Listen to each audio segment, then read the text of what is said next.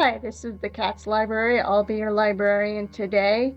This is episode 1 of Smaugust.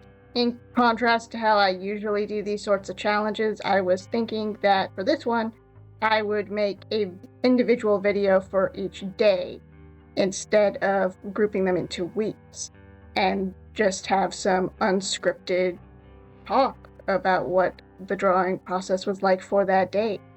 Yesterday, I was on a road trip and didn't get a chance to draw, so this was done on the 2nd of August, even though this is like a Smaugust challenge. So one of these days I'm going to have to draw 2 dragons. So we'll see about that.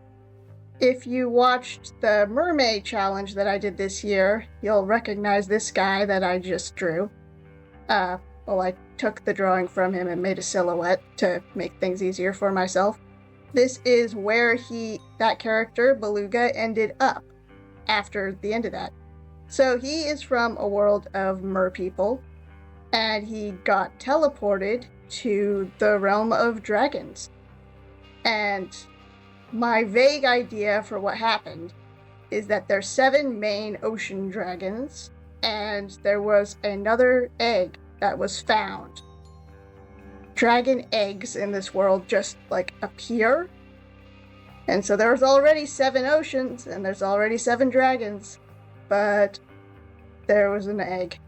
And so then he is the chosen one who is supposed to figure out, Beluga is the chosen one, he's supposed to figure out what's going to happen to this egg and what it's going to rule over.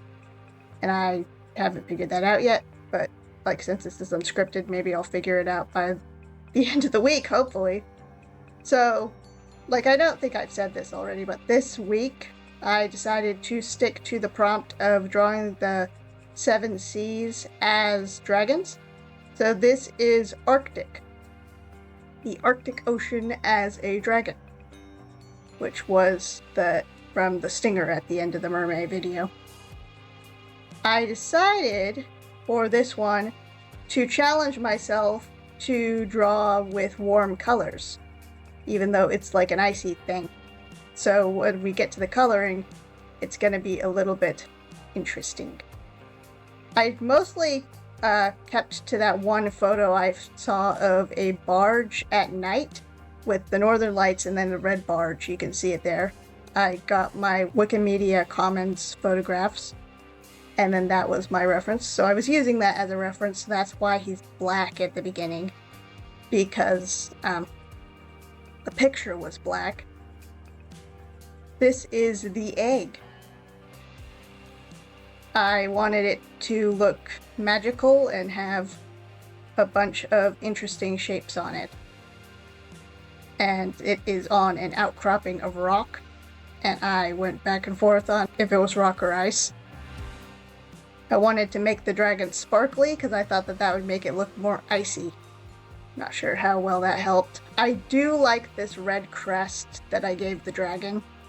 I think that it's one of those things where it's this is a guy dragon, and he has the red, orangey crest because that's what happens sometimes with birds, where they have really bright colors so that it's harder for them to survive, so then, the genes are good, sort of thing. Even though there are only 7 dragons, and then the eggs just appear magically.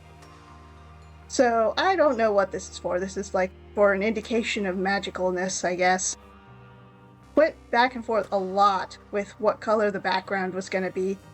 Partially because, around here, I decided to make the dragon white, because the black was giving lava dragon, and I still wanted this to be an ice dragon. Sort of like black dragons because they remind me of Toothless for How to Train Your Dragon. And this guy ended up looking a lot like a salmon for some reason because of the pinks and the blues. I had the egg be the central lighting and then drew the outside, and then that really made it all pull together. I changed that green to a teal, and yeah, that's it for today. I'll see you when I see you. Bye!